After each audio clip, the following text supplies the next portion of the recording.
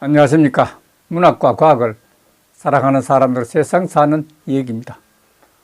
오늘 중국 선박 건조 능력이 미국의 232배로서 미국의 선택지는 K조선 뿐이다. 이런 주제로 말씀드릴까 합니다. 2024년 12월 26일 조선경제 베이징 이벌찬 특파원 이정구 기자의 기사입니다. 반세기 만에 미국이 해상에서 패배할 가능성이 커지고 있다고 합니다. 미국 전략국제문제연구소는 최근 현 보고서에서 중국 해군력이 미국 특미까지 추적했다고 분석했습니다. 미 국방부가 지난 18일 공개한 중국 군사력 평가 보고서는 중국 해군이 현재 세계 최대 규모 함정을 보유하고 있고 2030년엔 보유량이 더 늘어 미국과의 격차가 커진다고 예상했습니다. 2020년 양에서 미국을 처음으로 추월한 중국 해군은 이제 항공모함과 핵추진 잠수함 등 첨단 군함도 적극적으로 개발하고 있어서 질의 차이도 좁혀질 전망이라고 했습니다. 지난달 도널드 트럼프 미국 대통령 당선인이 윤석열 대통령과 통화에서 한국의 세계적인 군항 선박 건조 능력을 협력 희망 분야로 지목한 배경엔 이대로라면 중국의 해군력을 추월당해 따라잡기가 어려울 정도로 격차가 벌어질 수 있다는 미국의 위기감이 작용했다는 분석입니다.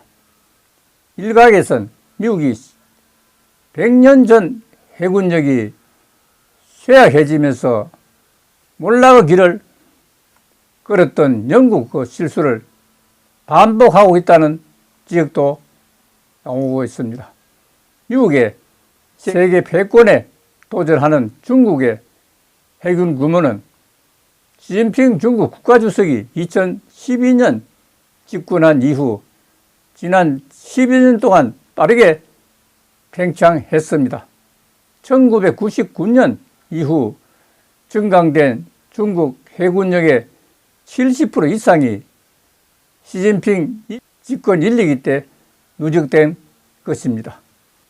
중국 지도부는 2012년 18차 당대회에서 해군 강화, 해외 군사기지 확보를 목표로 하는 해양 강국 건설을 국가 발전 전략으로 채택했습니다.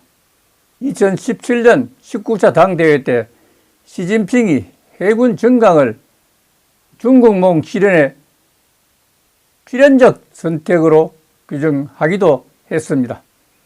같은 시기에 중국 해군 전략은 방어에서 확장으로 기조가 바뀌었습니다.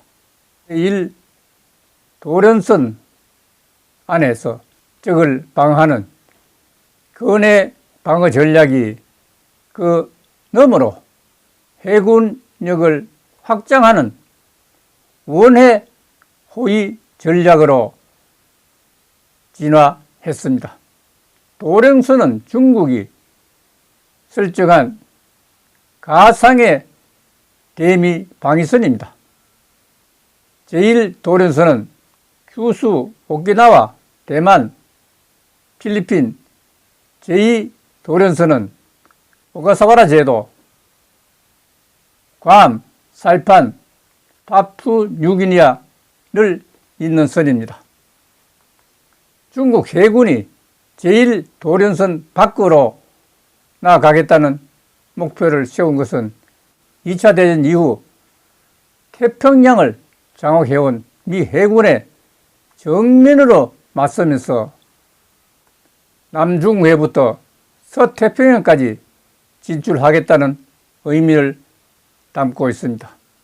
2차 대전 이후 압도적 해운력을 유지하며 세계 패권을 놓치지 않았던 미국 입장에선 큰 위험일 수밖에 없습니다. 도널드 트럼프 미국 대통령 당선인이 오는 1월 20일 미국 대통령 취임도 하기 전에 윤석열 대통령과 통화하면서 한국의 세계적인 군함 선박 건조 능력을 협력 희망분으로 지목한 배경에서 볼 때 미국의 해군력이 중국에 딸리면 세계 패권을 유지할 수 없다는 사실 때문일 것입니다. 그렇기 때문에 K방산을 지칭하고 함께 해군력을 강화하자는 그런 뜻으로 풀이할 수 있습니다. 역시 자랑스러운 K방산을 다시 한번 생각하면서 오늘 마치도록 하겠습니다. 감사합니다.